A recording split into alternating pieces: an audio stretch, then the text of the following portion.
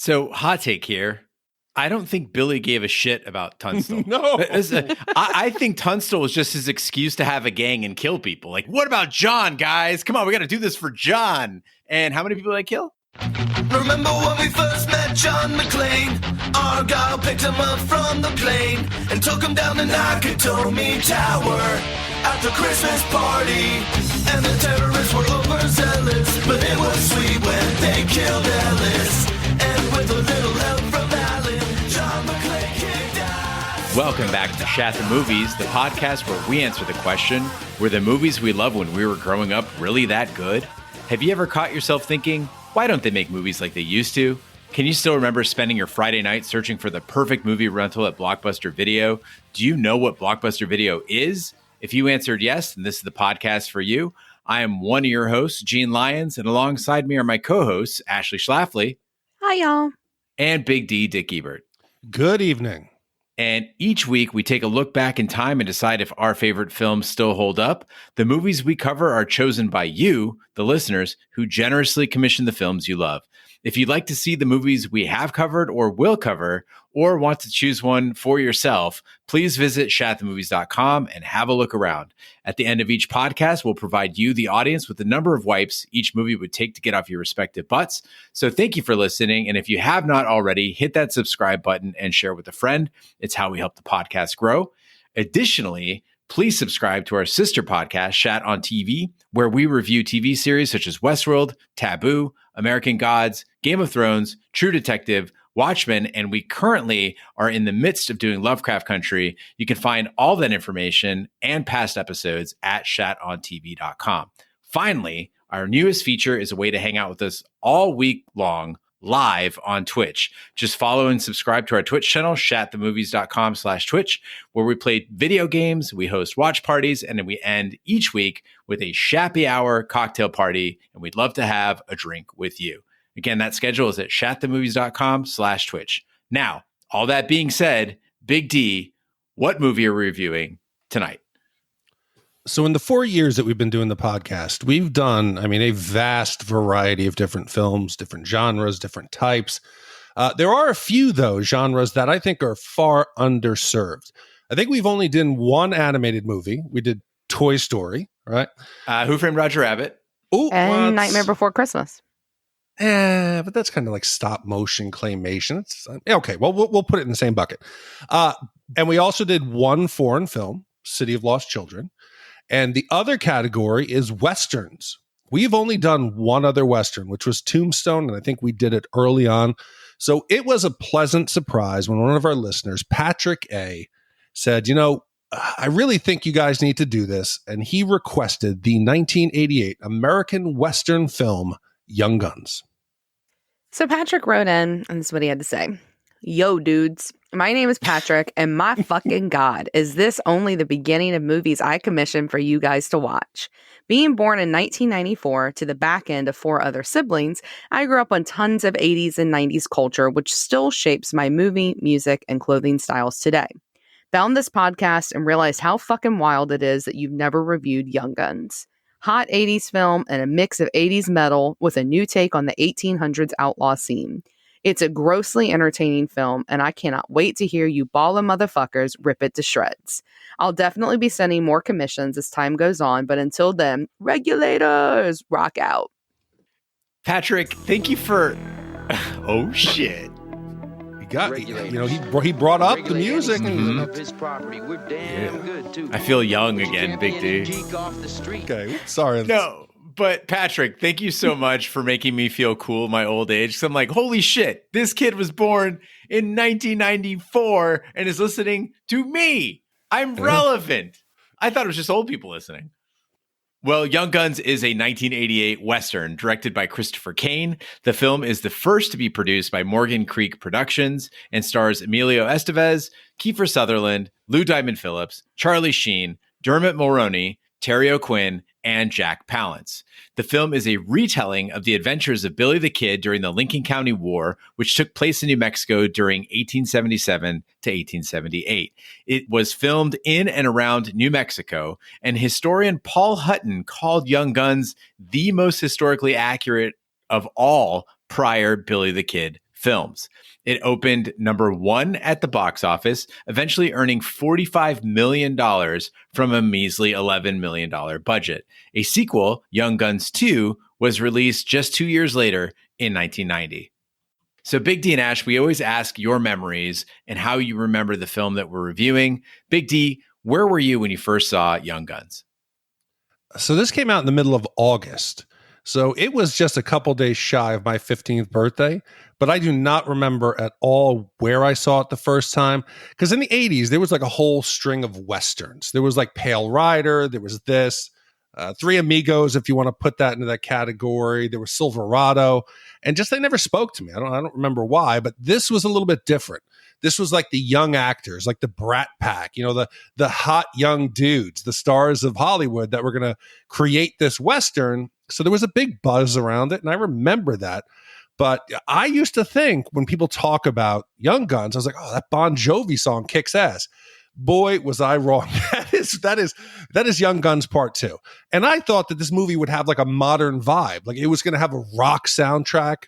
It didn't. So until watching it today, I had the two movies meshed together, and it was not a traditional Western, but yet it still surprised me in a lot of ways. I spent literally the entire movie waiting for Bon Jovi to show up, and I was like, wait, what? I had forgotten there even was a sequel, and there wasn't rock, Big D, but there was a guitar occasionally that just went like, and then it'd go into the next scene. Ash, you seen this one? So I thought I had seen it, and maybe I did, but once I started watching it, I realized that I don't remember anything about it. I have an aunt that was basically raised like my older sister, and she was obsessed with this when I was growing up. So I think I probably remember it just from her references. And I do love a lot of the actors in this film, especially Kiefer Sutherland. But what I think is really interesting is I had this pictured totally wrong, kind of like you, Big D. I thought of the Brat Pack. I've always thought that Rob Lowe and Judd Nelson and that guy that played Blaine in Pretty in Pink, I thought that they were all in this. And so I was very confused when we have that opening curtain call, and I was like, where are they? Who are these people? So it was a very different movie, I think, than I was expecting. But I love Westerns. I think Deadwood is one of my favorite television shows. I love the movie Tombstone. I love a lot of like old John Wayne Westerns that I used to watch with my dad. So this genre is a really nice place for me. So my expectations and my hopes were pretty high going into this one. Yeah, but Young Guns 2, the reason why I think you're confusing it is because they added some more hot young stars to replace the dead young stars in this. Like, did you not remember that Christian Slater was in Part 2 and also Cameron from Ferris Bueller's Day Off? Okay, well, now I have to watch Part 2 because I love me some Christian, but no, because I've never seen Part 2, so I did not remember that. But I was waiting for the Blaze of Glory to kick up when the credits came on, and like you, I actually watched the credits waiting for it to play, and it never did, so. Well, I'm disappointed in both of you because you don't understand what a masterpiece this film is and how it shaped the young Gene Lyons. I think this might be the only movie I've ever repeatedly rented. Not repeatedly watched, but literally gone to the video store over and over again to get. And unlike Roger, I wasn't a lonely child. Like, I had lots of friends, but I remember thinking that the Regulators were my real friends. Like, these are the guys I actually belong with. These are the guys I'm meant to live and die amongst. And so every time my mom would take me to the video store, I would want to see my friends again. So I'd run immediately to Young Guns and grab it. And, sweet lady that she is, she never really questioned why, her 10-year-old son was obsessed with Westerns and Emilio Estevez. That being said, guys, I think we should saddle up. Unless you have something to say about it. Sorry. No, I'm ready to fucking saddle up. Got my stirrups on. I feel bad. I feel like I'm about to kill like preteen Gene Lyons, like his little ego. I mean, as long as I go down in a blaze of glory, it's fine. God. Oh, Big D, trailer. 6 reasons why the West was wild. No one's fool enough to go in after Murphy's people. Emilio Estevez. I'm in. Deputize them. Kiefer Sutherland. You look like trouble. Trouble? You think I look like trouble? I'm a poet. McSween, those are just boys. Ain't one of them over 21. Murphy's men will shred them in half within a day. Casey Shimashko. I'm a pugilist. You son of a... Court adjourned. Dermot Mulroney. He ain't all there, is he? Diamond Phillips. My vision told me we're headed for blood. Charlie Sheen. We got warrants for the law! You were supposed to serve 11 warrants and expose the ring. Instead, you went out and you went on the warpath. The governor's revoked your deputization powers. You're now wanted by the legitimate law as well as those outside the law. You're being hunted by troops. I like these odds.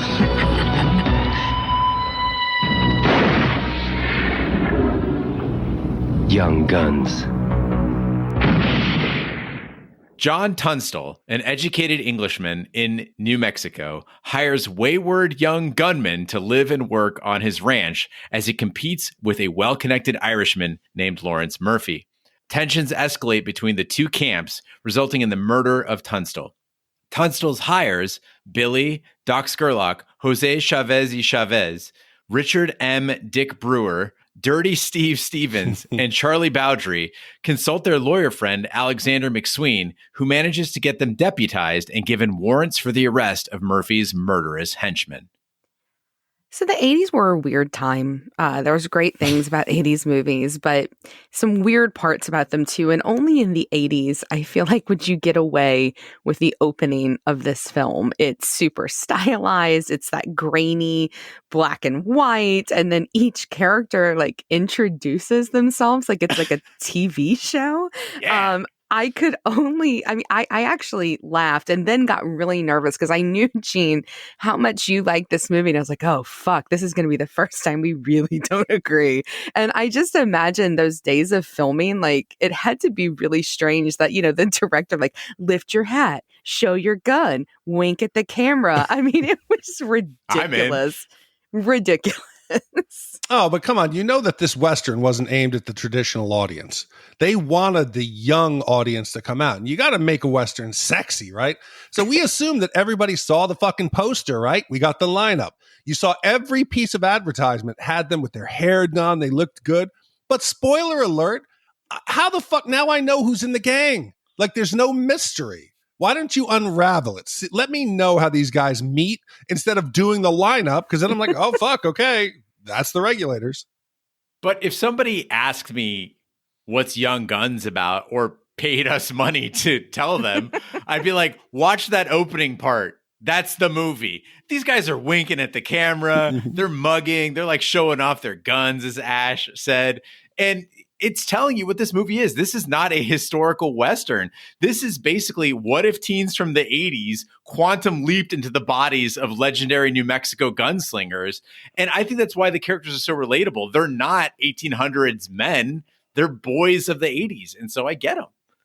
I don't know what's relatable about that unless maybe you did that in your mirror growing up, like before leaving the house. You had your Young Guns moment, fix your hair. But I will say that despite how silly I thought the opening was, I was so excited to see Kiefer Sutherland in this. I know that I wasn't with you guys when you did The Lost Boys, but Kiefer is one of my favorite looking people. He's one of my favorite vampires ever as David in that movie. And I was drooling over 80s Kiefer Sutherland, like in all of his glory in this, because I thought he is Doc. He looked fucking good, y'all. He had that big ass shotgun. He had that, big old long trench coat. And I was surprised actually by how good most of them looked. And I remember that movie, The Outsiders, kind of being that film where it's like a group of boys who all look like they're in their peak, in terms of like their physique and their youth. But I think they're hotter in this movie, this kind of Western version of that. I mean, if you can make Charlie Sheen look slightly sexy, I feel like you're doing something big. And he looked, half decent in this film. And skinny as hell. There's a scene where he's like in the outdoor hot spring or whatever, and dude he is tiny. I always thought Kiefer Sutherland was so much bigger than that. Like I think of like 24 Kiefer Sutherland. He's a beefy adult Kiefer Sutherland. But Ash, I think you might also be attracted to the character himself. Doc Scurlock actually went to Tulane, and he allegedly studied medicine in New Orleans, hence the name Doc. But here's the crazy shit about Doc Scurlock. If they would have had him accurately portrayed, when he killed his first man, he was at a bar. The guy pulled a gun and shot him in the mouth, knocked his front teeth out, came out the back of his neck, and Doc just stood there, raised his gun, and shot the guy to death. So if Kiefer Sutherland was accurately playing Doc Scurlock, he'd have all his front teeth missing and a hole in the back of his neck, which I think would have been really challenging in this hot boy sort of film. So listen, I'm not going to stand here and say that Kiefer Sutherland's attractive because he wouldn't be my cup of tea. I'm more of a Lou Diamond Phillips type of guy, and this is a little mysterious, but they did a fucking killer job with the whole cast. I really had very little problem with any of them. I thought they were all really good on their own. But some of the older actors, I think, are the ones that really kick ass. You had Terry O'Quinn, Jack Palance. But for me, Terence Stamp, who plays John, you might have recognized him from Superman 1 or 2. He's General Zod. He's teaching the boys table manners. He's teaching them about integrity. He's teaching them to read. He tells them you need to have skills and to learn if you want to be successful. He's giving them table manners. He's likable. He's a likable mentor. And it makes the Regulators' desire for revenge, it makes it believable in the end. But I wish that they had spent more time in the beginning. When they picked up Billy, they introduced him to the group. We only see him working on the pig one time. And then, Working on the pig? Yeah, he's working. He's in there. He's supposed to work on the pig while they go out and do the thing. And until Murphy comes up, what I needed them was a little more time to build the team, integrate Billy into the group, have them bond. But instead, right away, they're off and running as Regulators. I think it would have been better with a little slow burn. Yeah, I completely agree. I thought that we complain sometimes about jetpacking in television shows. I mean, this movie really jetpack. Like, hey, Billy, you're a criminal. Come live with us. Oh, I'm so mad now because I live with you at night, so I'm going to kill people on your behalf, like to avenge you. Like, I mean, it was quick, but yeah. I do agree with you about Terence Stamp. I mean, I think that John Tunstall is a great actor, and he looked great. But in real life, John Tunstall was only 24 when he died. The only person that was younger than him was actually Billy the Kid at the time, who was about 20 years old. So I do think that if we're going for historical accuracy, Terence Stamp is horribly miscast because he's clearly a lot older than 24. Well, Big D, a couple weeks ago when we did The Mummy, you were talking about how the Pharaoh was living on the edge. And John Tunstall, you want to talk about living on the edge? This guy gives zero shits about his own safety or the safety of anyone else around him. He's openly challenging Murphy, played by Jack Palance, who is already a scary fucking dude. Murphy has the sheriff, the judge, and the governor in his pocket. He says it. He rolls up with like 100 dudes on horseback. You don't fuck with Jack Palance. You don't fuck with Lawrence Murphy. Anyway, Tunstall, he goes into town. He sees Billy running from the law in town, and he figures, yeah, sure, like jump in my wagon and come with me. I don't know what you just did. Yeah, you've got a gun. Surely this must be a safe decision. And then McCloskey shows up on his doorstep. McCloskey's the guy that used to work for Murphy, and he's like, hey, will you take me in, Tunstall? Like, I ran away from Murphy because I made fun of him. And Tunstall's like, yeah, sounds like a great idea. You come in too. The guy is asking to be shot. I can't deny that. You're true. Because there is no ambiguity in what Murphy's saying. He's not saying, hey, you better leave town. He's saying, I'm going to kill you. I have this politician, this chief of police, the military. Get the fuck out. But Tunstall, he's just rolling the dice. Maybe he thinks he can win them over with just his intellect, but he doesn't know the Old West. And I found myself wondering, I'm like, holy shit, the Old West, I would have run anytime somebody even threatened me a little. Because you got to leave the homestead and your family unguarded. You're going to come back at any point. That shit's going to be burned to the ground and your wife or daughters are going to be out there raped. I picture the Old West as this fucking just violent, crazy place. So I'm like, let me go down this rabbit hole. And let me find out if I'm wrong. So I did a little research, and I found out that this takes place in 1878 New Mexico. The life expectancy was 40, okay? And that's mostly because there was no medical care. They were exposed to the natural hazards. And the West, actually, I'm surprised to find out, was a better place to live because it was healthier environment, less pollution, cleaner water, better food than out East. Your life expectancy would have been worse in the cities. So I'm like, okay, fuck. So maybe it wasn't as dangerous, but everybody's got guns and everybody's talking shit. And anytime you're drunk talking shit, gun's going to come out. Somebody's going to get shot. But no, most of the Westerns are wrong. Most of these frontier towns, guns were more regulated than they are today. Anytime you were carrying any kind of weapon, a gun, some big ass knife like Chavez, and you went into town, you had to almost check those in like a library, like, well, not like a library, but like a I was thinking about like in That's when you college. check things out. No, but I was thinking about like college where like you go to the bookstore and you got to leave your library. backpack. You got to leave your backpack and they give you a little card. And then when you come back out, you get it back. That's what it was like. It was like a coat check. That's what it was like. So you had to leave your guns and everything in town. Only when you were out in the homestead were you allowed to really brandish and just basically shoot whoever you wanted. So I said, okay, let me see if it was violent out there. But according to the Smithsonian, they said on average, per 100,000 residents, there was only 0.6 murders per town per year. The worst was Ellsworth in 1873 and Dodge City in 1876. 5 people were killed. So we picture that fucking Tunstall would know, hey, I better run because the dude's threatening me. That really wasn't the case. And a big part of the reason why you didn't have that many shootings, and in fact, Big D, like you said, the West had better living conditions that you would live longer. Also, if you lived in a city in the East, you were far more likely to be shot than living in the Old West. And a big part of that is that guns were expensive back then. A normal revolver, like a Colt revolver, was about a month's pay. So you would be spending a month of your earnings just on the gun. And that's assuming you had a job, that you weren't living in some bunkhouse in Tunstall's property, right?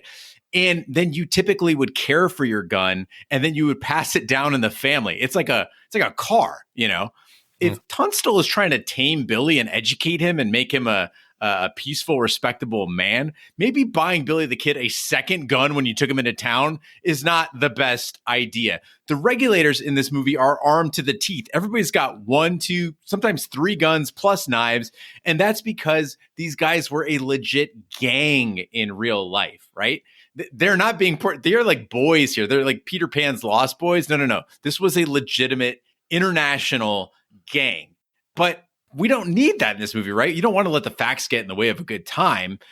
But Big D, I mean, imagine this Western if it was like actually the West. It'd be like everybody would just show up in town. They tend to their livestock. They might, have fisticuffs.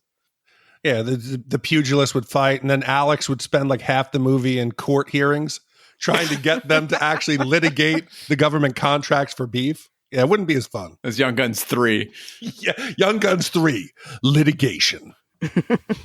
Well, Billy quickly challenges Dick's authority as leader, vowing revenge against Murphy and the men responsible for killing Tunstall. The men dub themselves the Regulators and arrest some of the murderers, but hot-headed Billy is unable to wait for justice. He guns down unarmed men and goes on to kill one of his fellow Regulators in the paranoid but correct belief that he was still in league with Murphy. The men learn from a newspaper that they have been stripped of their badges. That same paper also confuses Dick for Billy, showing a picture of Dick labeled Billy the Kid, a nickname to which Billy takes an immediate liking. So, Gene, in that block, you talk about how the Regulators are deputized. They're going to go out there and make arrests. In my mind, I remember that all of these characters are kind of on board. They're like, okay, we're going to do the right thing. Let's take some of the guys in. Let's put them in jail. That's not what happens. And I think that's due to a group dynamic. They set the Regulators up, that they're not all one character. They're not all on the same page. And I liked that. I thought it was good. I was surprised. You have Dick, who's like by the book. He's going to lay down the law with the new guys. He's the alpha. Doc is the hopeless romantic. Billy is this fucking wild card. You got Dirty Steve, who is the stupid sidekick. You got Chavez, who is the token required Native American who throws knives and has all kinds of like spiritual sessions to guide the group. You have Charlie the Scrapper, who can't shoot worth a shit. But it's interesting at how different they were that I think made the movie work better than it would have if they were all just, the traditional characters who were on board with the mission. Yeah, I mean, this is a classic thing you see in Westerns, like the Magnificent Seven, right? Everybody has their own like special ability. They do their own thing. And some might argue that Young Guns is a stereotype party, right? Like Chavez uses knives because he's half Indian. As you mentioned, he's like the mystic of the group, right? Doc writes poetry because he's like the really smart one. But if you take a step back and really look at these characters, there's a lot of crossover there where like Billy's pretty smart too. He can read, really well, and he can even read what Doc wrote. Steve's really the only one who's fucked. He just gets to be dirty.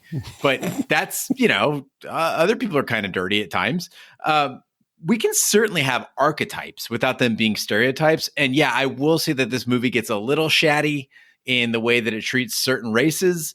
But overall, it made for a more fun experience and a more digestible experience to know, okay, this is the guy who's a sharpshooter. This is the crazy one. It's fun. It's like an A-team of the Old West.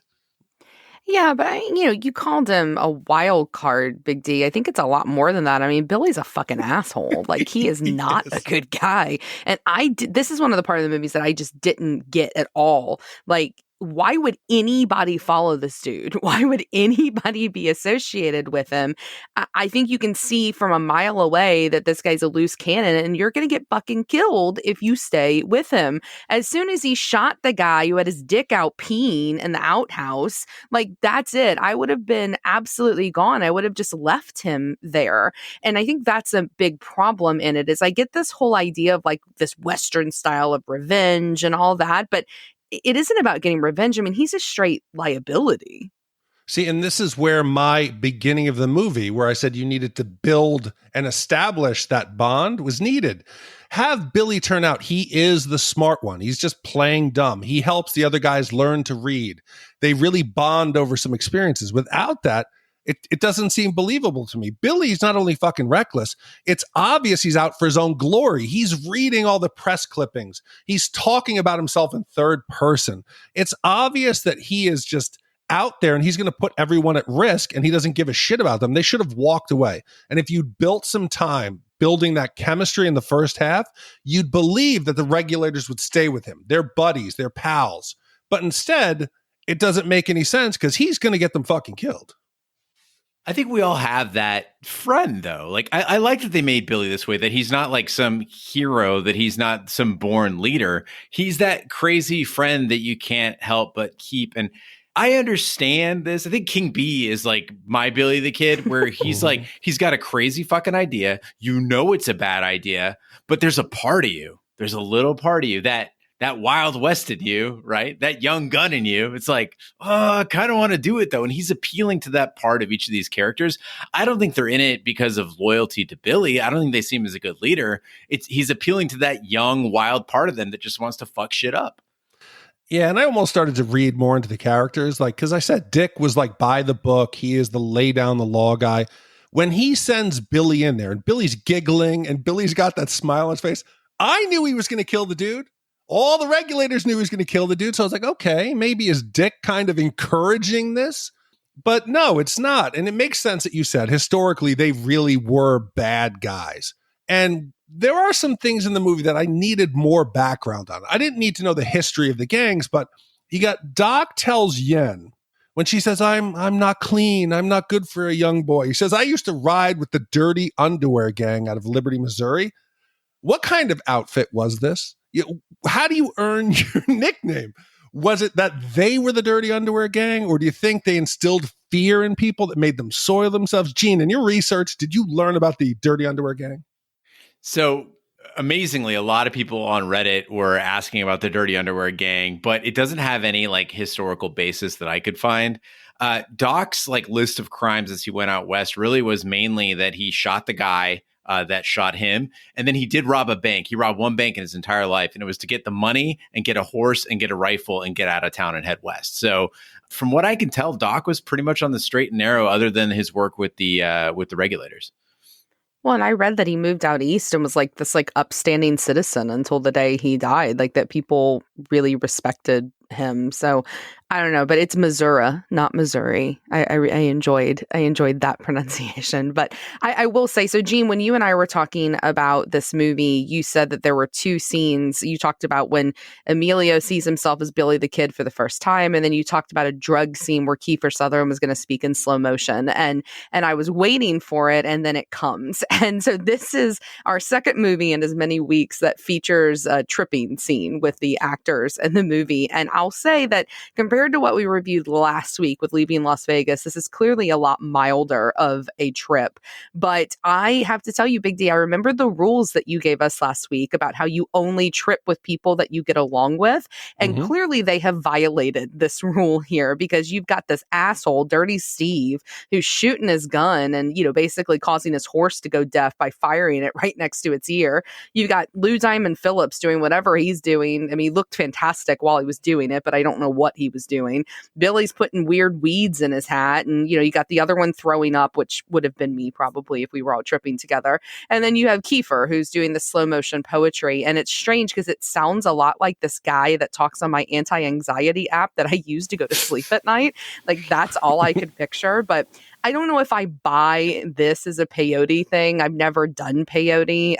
I talked to some people I know who have done peyote, and they said it maybe is accurate. But I will say, Gene, you were right. I really fucking loved this scene. I thought it was perfect. Okay, so I did have 3 rules. You had to like who you're with, be wearing comfortable clothes, and not have anything pending for like the next 12 hours. There is a 4th rule. Don't have a group of people wanting to kill you who are tracking you actively. This is a bad idea. It made me question Native American spirits. I'm not going to take a hallucinogen when they could come around the corner. You wouldn't have even had to like shoot them. You could have just pushed them off the cliff. And I've never done peyote either, Ash, but I love this scene. It was just such a breath of fresh air. Each of them like has a different experience across the spectrum. You have Doc, who's introspective. He's out there and he's like, well, the bee and the flower, and they need each other. And the way that they do Billy's voice slowing down, I thought it was great because when you're doing drugs, hallucinogens, I've found it amplifies your base personality. You get Dirty Steve who's out there, did you guys see the size of that chicken? And he's shooting in the ground. I thought it was great. Extremely memorable. While the local authorities begin their hunt for Billy and the boys, the regulators argue about continuing with their warrants or going on the run. One of the men on their list of warrants, Buckshot Roberts, tracks them down and barricades himself in an outhouse, and Dick dies in an intense shootout. Billy appoints himself as the new leader, and the gang becomes famous, and the U.S. Army is charged with bringing them to justice. The gang eludes attention for some time, and Charlie gets married in Mexico. While attending the wedding, Billy meets Pat Garrett, who warns Billy of an attempt on Alex's life by Murphy's men that will happen the next day. The gang packs up and heads off to save Alex. So, guys, several times in this movie, we get these prolonged short-range shootouts. You got it with Buckshot Roberts, and then it happened like earlier. Basically, anytime there's a shootout, it's like a bunch of guys within like 10 feet of each other, bunch of guns are going off, and then like one guy ends up dead. And I started looking into that because I remembered from visiting Tombstone that the OK Corral, like in the movie Tombstone, is like completely misrepresented. And to give you an idea of like how low the lethality rate was in these shootouts, the OK Corral was an alleyway essentially in Tombstone. And the shooters in this big shootout with the Earps, versus the Cowboys, they were about 2 meters away from each other. So about 6 feet away from each other. They shot 30 shots in 30 seconds. Basically at point blank range. 9 people were shooting and only 3 people died and 3 other people got wounded. So when we're watching these scenes where the regulators are like riding their horses around an outhouse or like, there's like a shootout in a bar and only one guy gets nicked. That's pretty accurate. What I don't understand, and Big D, you can probably appreciate this, is in this outhouse scene, I just kept screaming, flank the fucking outhouse. You're all just chicken heading up and shooting at the guy. It was driving me nuts. What was the fucking outhouse made of? Steel? all those fucking bullets should have gone through. I thought maybe he was going to come out like Marty McFly wearing like a stove top, like pan shot, the cast iron on his chest. The dude's in there just like laughing at them. Yes, flank them, set it on fire, do something. It was just bad planning. And maybe it's because the regulators weren't planning for this. Yeah, and the outhouse I don't think was accurate, but the Buckshot Roberts shootout did actually happen. He was a real dude, and he fucked up a lot of the regulators. He did, in fact, kill Dick Brewer. He shot like 3 or 4 of these guys before they finally killed him. So they did not run away from him. The real regulators actually killed the motherfucker. No, so earlier on I talked about Lou Diamond Phillips, and I said he is a good-looking guy. That's why I think he's on screen.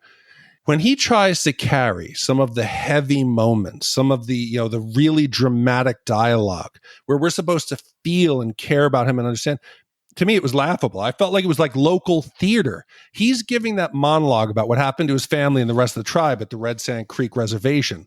And he says, my mother was cut by a saber from her privates to his neck. I was laughing because you can see it in his face that he's trying to pull this scene off and he just cannot. I felt like it was like Wayne's World when Wayne is like, and I didn't even learn to read. It was so fucking bad. You're crazy. I loved him in this scene. I thought he was absolutely fantastic. He's fucking backlit. He's in that like sandy desert and his hair's all blowing in the wind. He has that one single tear that falls down his cheek that's like that angry, sad tear that sexy men in movies get. I mean, I was there. I was all in it with him. I thought he was fantastic in it. I don't know if I've seen a lot of Lou Diamond Phillips performances. I know he was in that movie La Bamba, which I've never seen before. But he looked good, and I bought his acting. I thought it was good. No. Well, but what I did think was nice, though, is I did love this little moment where they're kind of keeping this tradition alive that John taught them about reading at night before they go to bed. I thought it was a nice connection for the movie because, Big D, like you're talking about, I really feel like this movie suffered from extreme pacing issues. And so you rush through the whole beginning. And so it was nice to have like a little checkpoint in the middle to remind you about how they had this little, ragamuffin family in the beginning. And the thing that connected them was this guy. And that's why they're out there, seeking this revenge. And so I thought it was cute that they were trying to stay cultured. And if they didn't have that, I don't think any of it makes sense because especially like for Billy, who barely knew the guy, like you said, he took care of the pig, once and then he got killed. So I don't think it would have made sense without this little bitty check-in. And I thought it was delightful. So hot take here. I don't think Billy gave a shit about Tunstall. No. I think Tunstall was just his excuse to have a gang and kill people. Like he was using Tunstall to manipulate everybody else. The reason why they didn't show him bonding with Tunstall, because I don't think he really cared. He was like, hey, every time he like needed them to do something, he's like, what about John, guys? Come on, we got to do this for John. And how many people did I kill? Yeah, fuck it. You remember also when Dick gets shot? Dick says, cover me. I didn't see Billy even lay down any suppressing fire. He didn't even fucking shoot at the outhouse. He wanted to be the alpha dog. Dick wanted to die. He walked right in front of that house like, hey, Buckshot Roberts, why do they call you Buckshot? Yes. And Ashley, I do like the fact that you're drooling over the cast. And they do look 80s hot. But old Western sex had to be fucking disgusting. Because most of these dudes, they're like Dirty Steve. They're just gross. They're smelly. I feel bad for any woman at this time who would have to let some hairy ass smelly dude who's been riding a horse for like 48 hours to just climb on top of them and breathe. Gross. And it's so bad for women that in that little Mexican town, the girl meets the first guy who's a little decent to her. He puts a coat on her when she's cold. She's like, oh, that's it. We're getting married. We're getting married tonight. Yeah, I mean, I'm sure the women didn't smell good either in the Old West. It's not like, they weren't in their sweating and not having deodorant. So yes, I think in general it's pretty nasty, but I hated the sweating scene, y'all. I mean, here he is, he gets married, he goes off, he dies. I just think it's really stupid. I think it's really selfish. And I thought that whole part of the movie was unnecessary. They could have gone and they could have hidden out. That's fine. Like, go hide out. But, don't have some weird party with, really nice candles on all those rocks. And it was just really out of place. I thought the wedding shit was pretty dumb. So, Ash, you and I are covering Lovecraft Country right now on Shat on TV, and we're always like curious about like why did they leave that part of the book in the show, and why did they change this part of the story? And I just always wonder what's going on in the writing room because I think I know what happened here, and it didn't really translate that well. So, in the real story of the Regulators, in the real Lincoln County War, Doc actually married a New Mexican woman, and Charlie married her sister, which made them brothers-in-law. So I think they were trying to get Charlie's wedding in there. And this is actually the most accurate part of Charlie's whole story because he actually did quite well for himself. He lived for a lot longer. So spoiler alert, he does not live much longer. But I do respect this Mexican town. They can throw a party at the drop of a hat. Yeah. They weren't even prepped, and they had the little candle lights on the wall. They had piñatas and lights, and it looked really nice for such short notice. One of the things I didn't notice about this movie when I was a kid that I did notice this time around as an adult is the appearance of Pat Garrett as a historical figure, right? So if you've seen Young Guns 2 or read any Old West history, you know that Pat Garrett is the man who eventually killed Billy the Kid. And knowing that on this rewatch, it gave all the scenes between Billy the Kid and Pat Garrett a certain magic. So early in the movie, there's this New Year's Eve party that they all go to. This is back when Tunstall is still alive. And Billy runs into Pat Garrett there. And Billy kind of gives Pat Garrett this look that says, like, I want to be a big gunslinger like him. And I don't really think Pat Garrett was that big a gunslinger at the time. I think he's just like a cowboy. But anyway, they meet again a while later at Charlie's wedding. And Billy turns his back on Pat Garrett after Pat gives him a warning about Alex being in danger.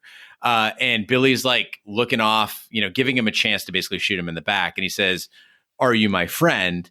And you see Pat in the background. It's kind of blurry, but if you pay attention, he's actually puts his hand on his revolver and he says, yes. So why this is significant, why this is kind of a beautiful part of this otherwise juvenile film is that years later, Pat Garrett would be hunting Billy down, and Billy's sleeping one night at an acquaintance's home, and he wakes up and he goes in the main room and there's a shadowy figure in the corner. And Billy the kid says, "Who is it?" And Pat Garrett fires 2 shots and guns him down. And so knowing that, which, again, like, I don't think that's reflected even in Young Guns 2. The death part is, but not this particular scene. Knowing that makes all these interactions kind of like touching and haunting. And I never picked that up as a kid. So I'm glad I watched it one more time. Mm-hmm. Well, back in Lincoln, Murphy's men surround Alex's house, trapping the Regulators, and a shootout begins. A ceasefire is called for the night. In the morning, the army comes in and torches the house, but Chavez escapes out the back. While the house is burning, the men come up with an escape plan. Billy places himself inside a large trunk, and when it lands in front of the house, he leaps out and begins to fire. Meanwhile, Doc bursts out of the side stairway, followed by Charlie and Steve. Everyone makes it to the lawn, but Billy is shot twice in his arms. Charlie challenges the bounty hunter, John Kinney, and they both shoot and kill each other. So I don't know what's the rush at this point in the movie. You've got all the Regulators, you got the whole gang, you got Alex, you got them all surrounded. They're outnumbered. They're in this house. It is a perfect siege situation. Just hold up. You have endless food, endless ammunition. You can get reinforcements. All you have to do is eliminate any route for them to escape. Why is there such a rush to go in there? It might take you a day or 2, 3 days. Just sit back. They got what? They got like 30 rounds on their belts. Why are you rushing to go in? It's ridiculous. The army shows up with a Gatling gun. I don't know what the urge was to just rush in there because it doesn't work out well, and you could have just waited them out. I think this is another one of those clashes between the real story of what happened and the cinematic retelling of it, because this real life siege lasted like 5 days. Oh. And the reason why it lasted so long is the Regulators had like dozens of guys. And it's kind of funny in the movie when they're like, oh, they think we got, a couple dozen guys up here. And in fact, it's just, like 5 of them. But the real siege here had dozens of guys. They even had the Mexican Regulators show up. Like they had another part of the gang that was from Mexico, and those guys rolled in, and it was like a town-wide thing. It was a fracas. And this entire siege in the movie happens at Alex's house. And as soon as we saw Alex in the movie, I'm like, holy shit, it's John Locke from Lost. It's the dad from Patriot. It's Terry O'Quinn. This dude is fantastic. And he looked kind of silly with that black mustache, but he's actually pretty charming in this movie. He's like the voice of reason. He's like trying to work things out legally. And he was, in fact, a lawyer. But the actual Alex McSween ordered Sheriff Brady's killing. And the reason, this is the saddest part, is the reason that he died in the siege. Everyone else is kind of like escaping in the big shootout. They said he was such an easy target because he went out there with his white shirt on. And everyone's like, oh, there he is. And they just pegged him. Yeah, I was pretty blown away by how young Terry O'Quinn is in this movie and the fact that he has hair because, as John Locke, he had lost it by then, but he was really charming. But I think this is another consequence of these pacing issues because I didn't get the character development for his character. I didn't really get who he was and why he gave such a shit about these guys. I think that with his role, with the role in the beginning of John, I think that this movie kind of creates relationships without taking the time to build them. So I felt about the gang. I felt about their benefactor. And Alex is another one that, sure, Terry O'Quinn's a great actor, but I didn't feel anything when he got shot other than, wow, this is slow motion and taking a fucking long time to kill this dude. Yeah, he probably would have been less endearing if it would have been the real story where he told Billy the Kid, hey, go shoot Sheriff Brady and get my arrest warrant out of his pocket and bring it back to me because I don't want to get arrested. Yeah. While his wife gathered the dishes. I think I would have found that a lot more interesting. It would have been something. It would have given me something. But I know I just kind of shit on a little bit of the film. I do have to say that I was really sold by this shootout. I thought it was really engaging. I thought that it was a lot of fun. And Emilio Estevez, just in general as an actor, really annoys me. Big D, you were talking about that forced role of Lou Diamond Phillips when he's giving that monologue. I've always felt that about like Emilio Estevez in The Breakfast Club when he's talking about duct taping that dude's butt cheeks together. Like, I think he's a terrible actor. And I found him to be super annoying as Billy the Kid, but I was sold by him during the shootout. That great line of, Doc, let's have some fun. And then he kind of smirks. I was like, okay, like I can understand why people think this is fun. I can understand why people think that this is badass because you got this young kid. He's not afraid to die. He's fucking great at his craft and he's laughing at this really terrifying situation. And it's kind of badass. He does have probably the best one-liner in the movie. When they're surrounded and he looks out and they're bringing in reinforcements, he says, hey, I see you got Charlie Crawford down there with you. And then he looks out and shoots him in the head. He says, hey, Pippin, Charlie Crawford's not with you anymore. I was like, yes, I agree, Ash. He turned me around in that single moment. I feel like fucking Gene Lyons, Old West historian here. But fun fact, Charlie Crawford was actually killed by Doc's father-in-law. I feel like if they did the Gene Lyons version of the story, they'd be like, and then an old guy from another building just fucking shot him, in the head. But guys, I agree. I love that last stand shootout in any sort of a Western, whether it's The Way of the Gun or my personal favorite, Butch Cassidy and the Sundance Kid, where you just know all the odds are against these guys. Their luck has run out, and it's just going to be like, who survives? Does anybody survive? Who gets it? How do they go? There's so much action packed into just a couple minutes. And so I think this one belongs among the greats. Despite the fact that the Regulators do fucking everything wrong in this situation. Like, they're pretty great when they outnumber you and you're out in the the open desert.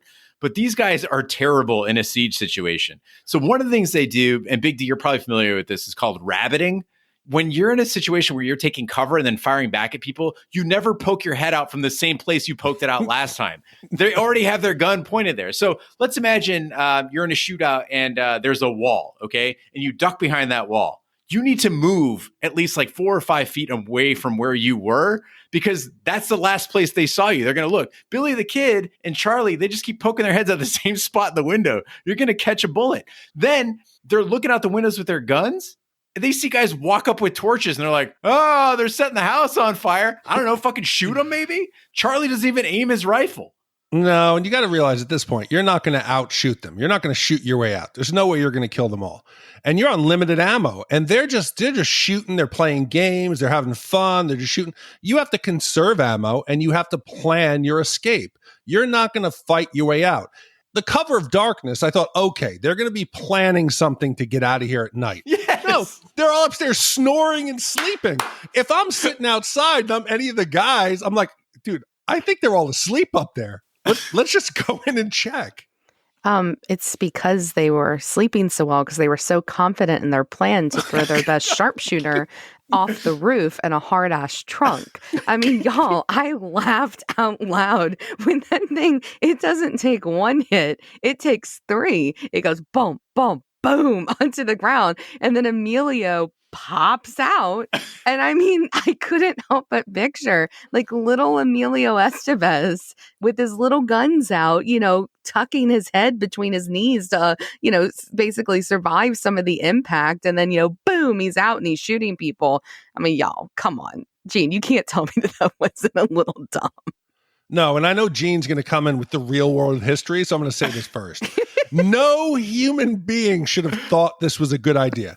Here are the options of what would have happened. 1, he goes out the window and the chest breaks. So now he's out there exposed. Number 2, he goes out the window and the chest doesn't open because of the latch. Or option Or 3. it lands upside down. Yes, or it comes out. That would have been good. Or it goes out the window. He gets like a concussion. He opens the top, kind of dazed, stumbles around, and all the dudes are just sitting there looking at him. He's surrounded by 100 guys. I just imagine, the ending of the movie is the trunk hits the ground. There's like a trickle of blood that comes out of it. Then they roll the credits. It's like Going down in a blaze of glory. the end. Exactly. Well, Chavez comes from behind the army on horseback and jumps the barricade to get extra horses to the Regulators. Billy jumps on one horse, but Doc is shot trying to get on another. The army and Murphy's men shoot and kill Steve. Alex cheers on the boys as they ride away. The army opens fire on him and he is killed. As the remaining men ride away, Murphy hurls threats and curses after them, but is stunned when Billy turns back and shoots Murphy right between the eyes, killing him. The final scene is a voiceover of Doc explaining what happened afterward. Billy continued to ride until he was found and shot dead by Pat Garrett. Billy was buried next to Charlie Bowdry at Fort Sumner, and a stranger went to the grave of Billy the Kid one night, made a carving on the headstone, and the epitaph read only one word: pals. So this final shot, it made me wonder, has he been slow playing his skills this whole movie to lull people into a sense of security? Because if he's this good of a shot, why wasn't he just single shot sniping people and killing dudes on the roof, shooting them down on the road? I think that would have been much better. I think it would have escalated the situation. It would have made it understandable on why they rush in. This fucking shot at the end there, man, if he's got those skills, why wasn't he using it the whole time? And forget Billy using his skills. How about Doc? He's supposed to be the smart one. He's at the hotel. He's in Jensen's room and he hears Murphy knocking on the fucking door by himself. Why not just wait for him to open the door, pop one in his head? Instead, he scampers away. Like, oh no, her dad might find me. Dude, on top of that, he's pissed drunk and he's like a 65-year-old man. You didn't have to shoot him. You could have just tripped him and choked him out. Yes, you could have killed him there. But that's one of the things. You needed the movie to get to the end here. And this movie at the end has one of the worst uses of slow-mo since I think Lethal Weapon. We get slow motion people being shot, slow motion people falling off the roof, slow motion horses jumping. It was such a disappointment. They just excessively used the slow-mo to try to build some kind of tension. They even use the slow motion on the Gatling gun when they're shooting poor unarmed Alex. And we see him get riddled with bullets and go down. It was a bit excessive, But then I thought of it. I was like, okay, if they shot this scene like normal, you'd be like, this doesn't make any sense. There's 150 guys there. What's Lou Diamond Phillips going to do with 2 horses? What's going on here? Yeah, Charlie and Steve should have known something was up when he only showed up with 2 horses. Like, wait a second. Exactly. But guys, I'm such a Young Guns fanboy that I didn't even notice the slow motion until you put it in your notes, Big D. There was slow motion? Oh, God. I call such bullshit on that. Because I swear I did not notice. I feel like, Gene, if you played the end of this movie in real time, it would have been like 2 minutes flat, but they stretch it out to like a 15-minute ending because literally the whole thing, even the dialogue is in slow motion in this part of the movie. Well, maybe I was just distracted by the fact that Jack Palance is such a badass. Like in this last scene, Murphy is so hateable, and that's what you need from the villain, right? Like when Billy the Kid, where it makes no sense, he comes back and he's like, reap the whirlwind, and shoots him from like 100 yards with both of his arms shot on horseback with a handgun, whatever.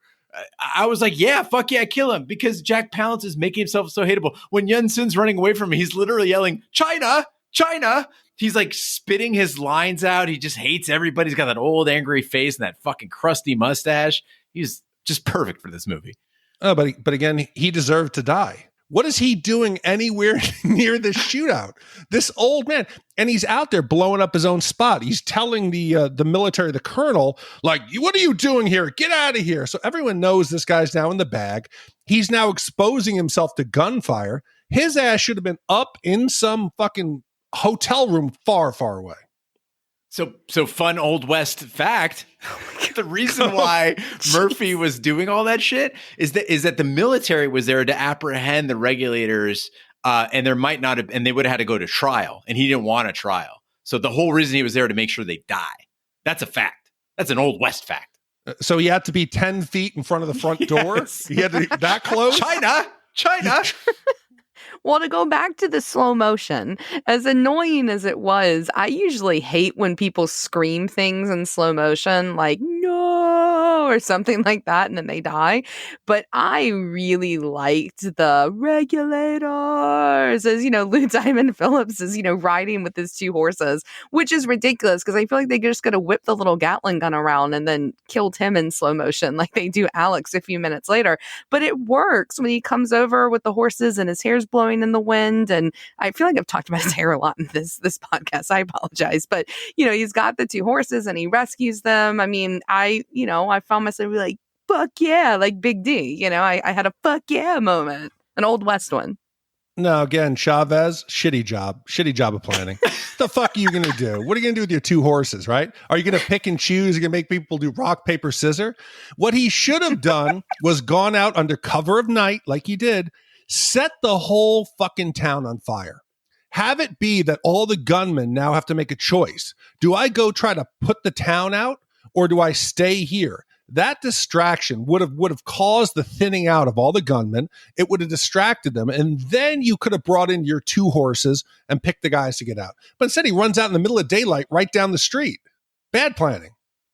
Yeah, and speaking of bad planning, I don't think the filmmakers expected a sequel to happen with this movie, with their $11 million movie, because at the end you get that Doc voiceover, and it's like, and then Billy died, and then they, Chavez moved to California or whatever, and then and you get Charlie killed off, you get Dirty Steve killed off, and so people fade off into the sunset. Suddenly you're like, oh shit, we got a sequel coming up in 2 years, and it makes absolutely no sense. And I think that's why they had to get John Bon Jovi to actually just justify the fact that they even had a sequel. Just spice it up. Well, now is the time of the podcast where we give our wipe scores. Our wipe scores are our way of telling you how many wipes a particular movie took to get off our butts.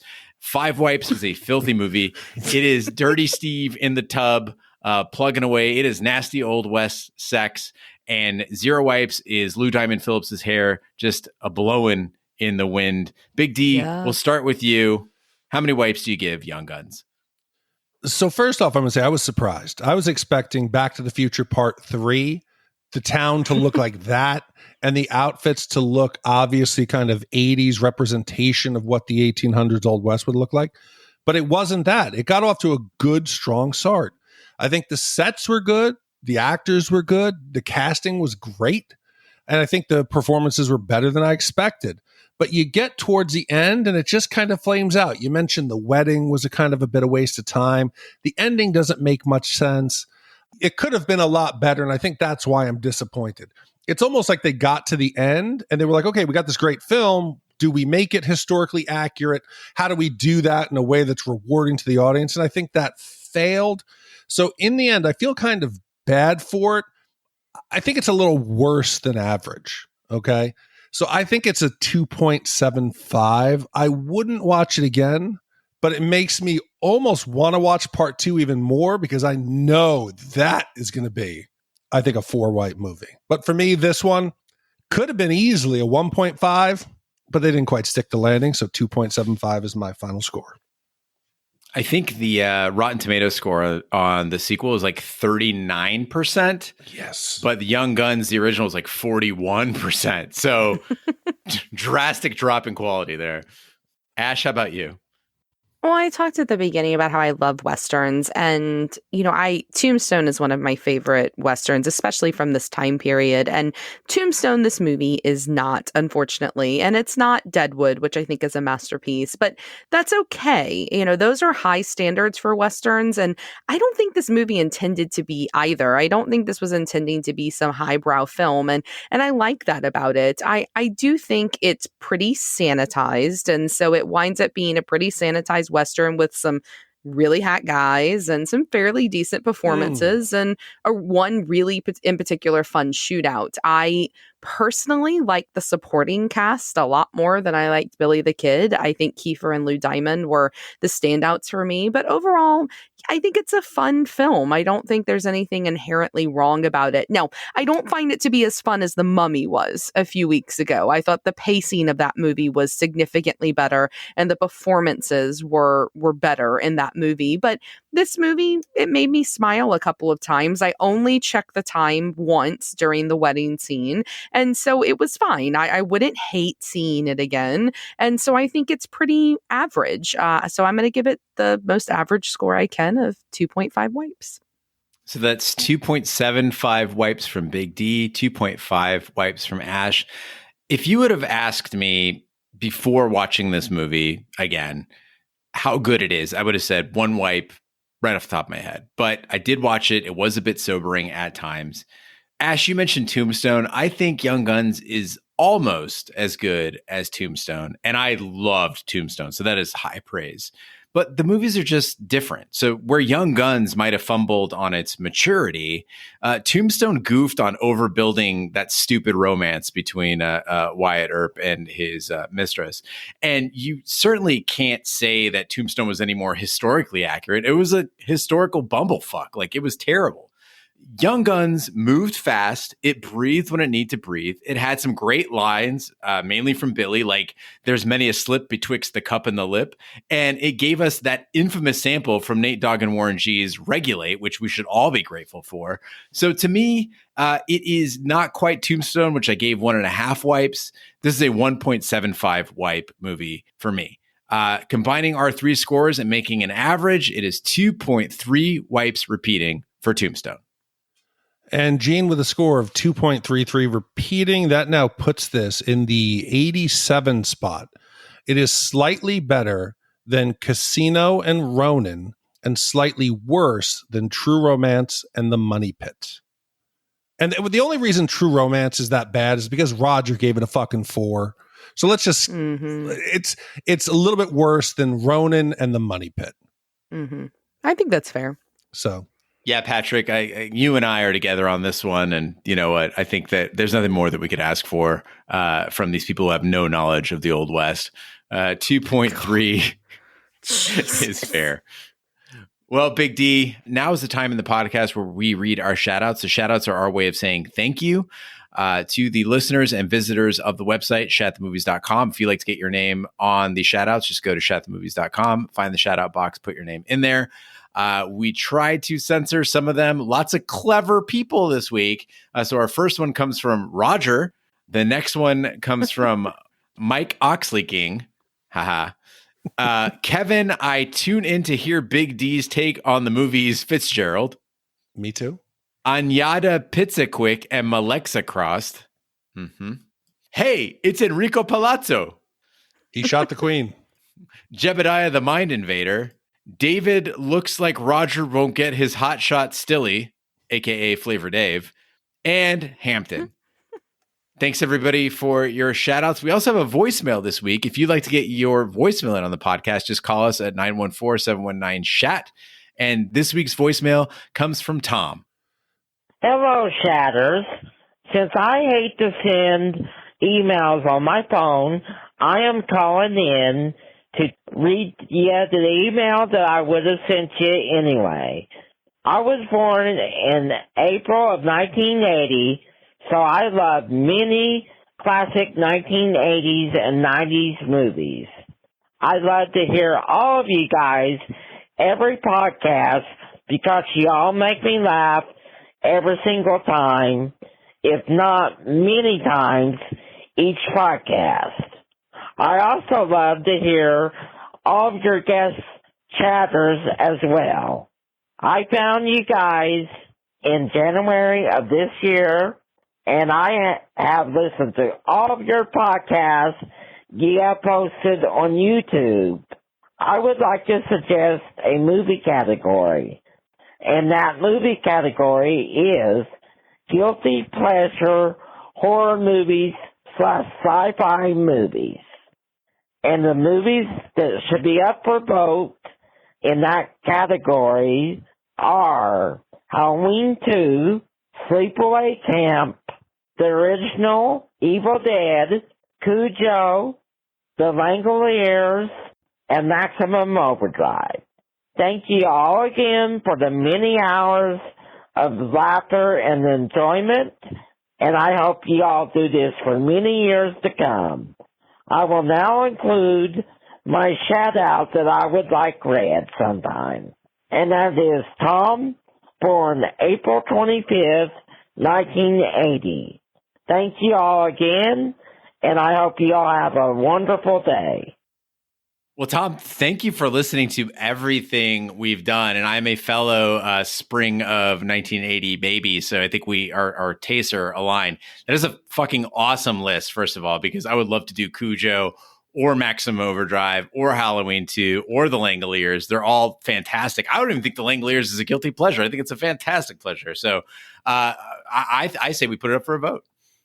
Well, actually, Tom, you're going to get one of your wishes because we've already had Maximum Overdrive commissioned. Woo! And that will be coming up here in about 3 weeks. So that one is checked off. Like I tell you, Gene and Ash, I love the fact that we have such a diverse group of listeners. When these voicemails come in, it's like Christmas morning. You don't know what you're going to open. So, Tom, do me a favor. Call us back so we can prove it's actually you and tell us which one of those you like, and we'll see if we can make that happen for Halloween. I'd be open to that. We could try to work some magic for you. I know Ash is very excited about doing another Emilio Estevez movie. Oh, good. No, but I mean, some of those are great, though. I mean, Halloween 2 especially. I love Halloween 2. And the Langoliers I love. I thought it was great. Thanks, Tom, so much. We very much appreciate you. And it's okay to email from your iPhone if you want to next time. There's no problem. We get crazy emails all the time. So yours would fit right in. Thanks a lot, Tom. Big D, what's our next movie? So next week, we have a movie that was commissioned by James B., and it is a 1982 American coming-of-age teen drama. And it tells the story of Stacy, who's a pretty but inexperienced teen interested in dating.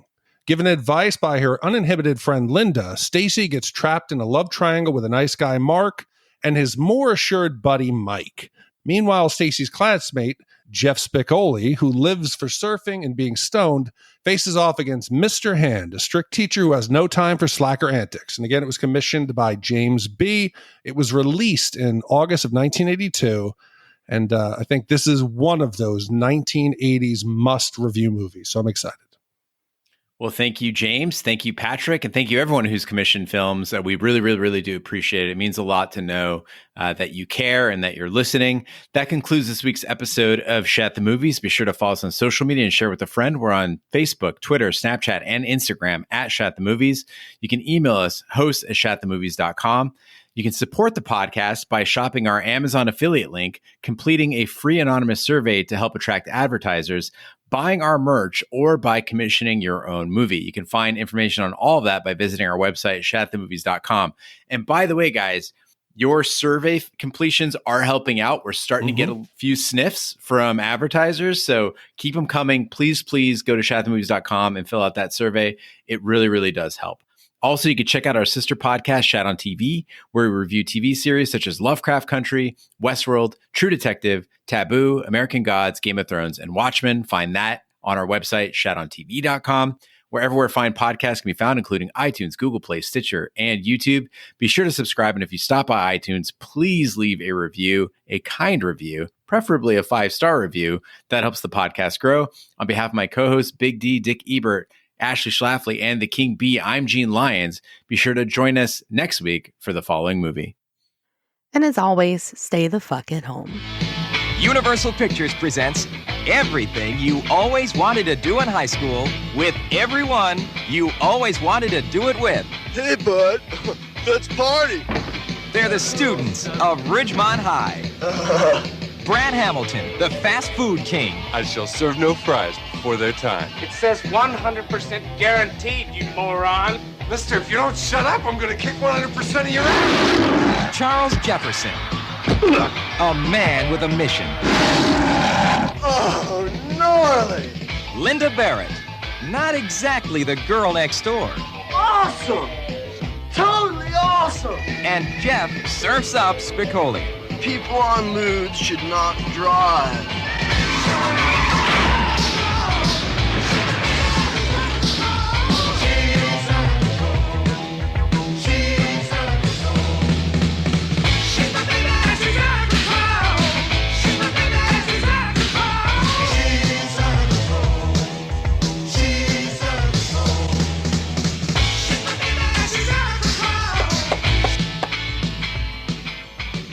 That was my skull. I'm so wasted. See Fast Times at Ridgemont High.